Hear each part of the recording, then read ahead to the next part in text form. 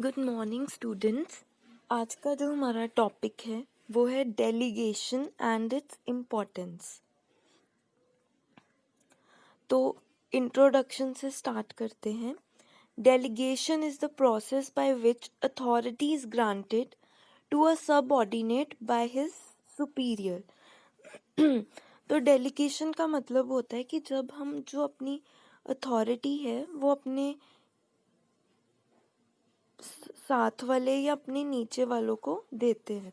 For example, जो boss है वो अपना काम आगे अपने सबऑर्डिनेट्स में डिवाइड कर रहा है। Delegation is the only solution to cope up with increasing workload of managers as the organisation grows. तो हमें डेलीगेशन क्यों करनी पड़ती है? जैसे जैसे ऑर्गेनाइजेशन ग्रो करती है तो एक इंसान सारा वर्कलोड नहीं ले सकता, तो उसको आगे सबऑर्डिनेट्स में डिवाइड करना ही पड़ता है। Next is importance of delegation. It saves superiors time, क्योंकि जो काम है वो आप आगे डिस्ट्रीब्यूट कर दोगे तो टाइम जो है वो बच जाएगा। It enables the superior to focus on high value. अब क्या होगा कि जो छोटे मोटे काम है वो सबऑर्डिनेट्स देख लेंगे और जो सुपीरियर हैं, जो टॉप मैनेजमेंट वाले हैं, वो इम्पोर्टेंट डिसीजंस, पॉलिसीज फ्रेम, ये सब बड़े लेवल वाला काम देख लेंगे। It enhances subordinates ability and skills. अब चाहे वो छोटे छोटे काम भी करें बट उससे क्या होगा, उनके स्किल्स इम्प्रूव होंगे। It creates a second line of leadership. पहले तो जो लीडर्स हो गए वो हो गए सुपीरियर्स, सेकंड लीडर्स हो गए जो सबऑर्डिनेट्स खुद हो गए, वो भी तो लीड करेंगे, उनके नीचे और कोई काम करेगा। ठीक है जी। Delegation creates the sense of belongingness and togetherness.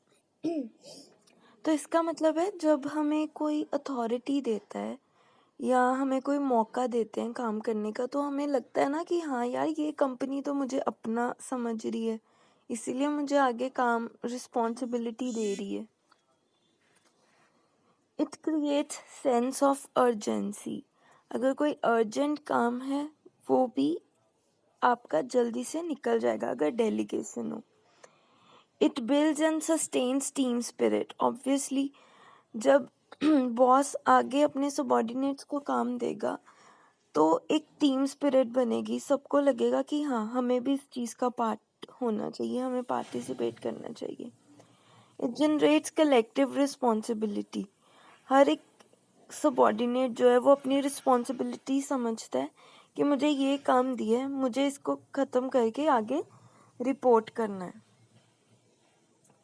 Next is factors to effective delegations. Delegates ability and competency, मतलब एबिलिटी और कॉम्पिटेंसी के अकॉर्डिंग ही काम देना चाहिए, कि जितनी इंसान के अंदर एबिलिटी है उसके अकॉर्डिंग। वेस्टिंग ऑफ अथॉरिटी, उस इंसान को अथॉरिटी भी मिलनी चाहिए, ये नहीं है कि सिर्फ काम का बोल दिया, उसको आगे अथॉरिटी भी देनी है। अकाउंटेबिलिटी, अगर वो कोई काम कर रहा है तो अकाउंटेबिलिटी भी लेनी है, कि जो काम किया है वो कितना किया है, कैसे किया है, वो भी जानना है। नेक्स्ट इज बैरियर्स, कौन से हो सकते हैं?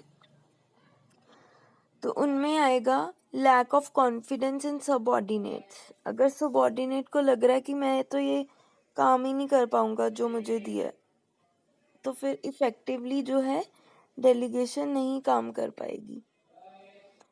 Next is I am the best does attitude. आपको ये नहीं सोचना कि जो मैं करूँगा वो ही अच्छा होगा, आई एम द बेस्ट, ये नहीं सोचना।